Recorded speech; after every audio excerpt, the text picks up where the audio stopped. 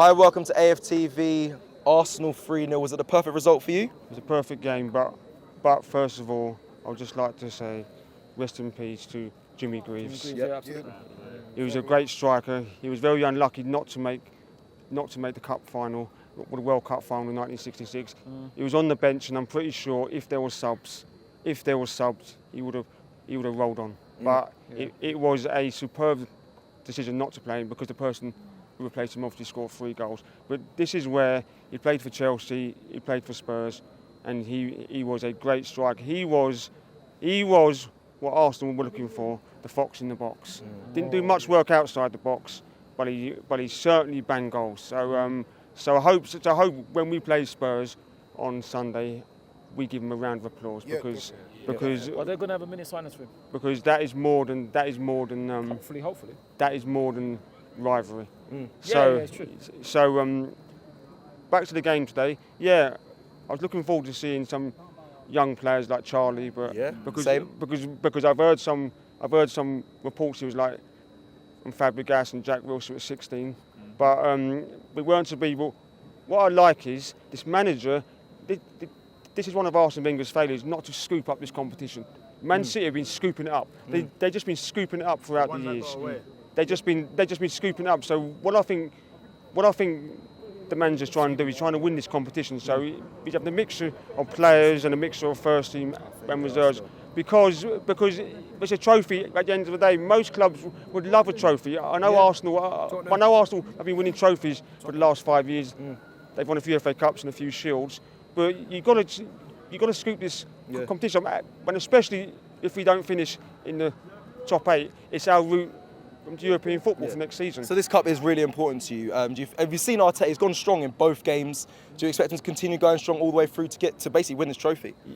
Yes, I do. I expect him to go strong all the way through. But so which I'm glad to see because teams are taking this competition for granted. So I think it's a great competition. It's a day out at Wembley. That can't be sniffed at. But I thought tonight we did our job. We swept the team aside. It was 1-0 for a long period, but it was shocking to get in. There was long queues because I'm not sure about all this putting your phone in, then turning it sideways and then turning it upside down. You have to put your phone in for your ticket. Oh, to get the tickets, I was very confused then when he was talking about that. I was like, what? No, so there was people who couldn't use a smartphone because they couldn't get it in, and there was long queues. So missed the first 15 to 20 minutes.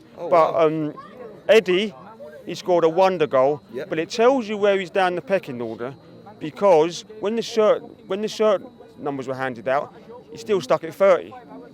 He's still stuck at number 30. So if he was in the first team, he would have moved up the numbers because look at Smith Rowe. Smith Rowe's come up the numbers to 10. So I think we scored a wonder goal. But I was looking forward to seeing Balogun, especially after what he did against Chelsea. We swept Chelsea's apart. People been raving about Chelsea's youth team. Arsenal swept them apart. They didn't only sweep them apart. We were down to 10 men for most of the game, and we still scored another 4 goals. And so I was looking forward to seeing some of them players. I thought Nuno was the outstanding player. I thought he was the outstanding player, but I don't agree with that last person. I wouldn't bring him in. I wouldn't bring him ahead of Tierney because Tierney deserves. But the one player I want to see more of is Martinelli. Yeah. Well, you saw him today. I think he had a good game. He was very at the AFC Wimbledon players' throats, and he was down there. Bearing in mind, I missed the first starting attacks. Bearing in mind, I missed the first 15 to 20, so I missed the first goal. So obviously he made the first goal, but apart from that, he didn't really do much after that. I thought he worked very hard. That's what I like about him. He works very hard, and there's something missing because I think he needs a run of games. He needs a run of games because a few years ago he was the main man. He was scoring, and then he got taken out of the team. Then he got badly injured.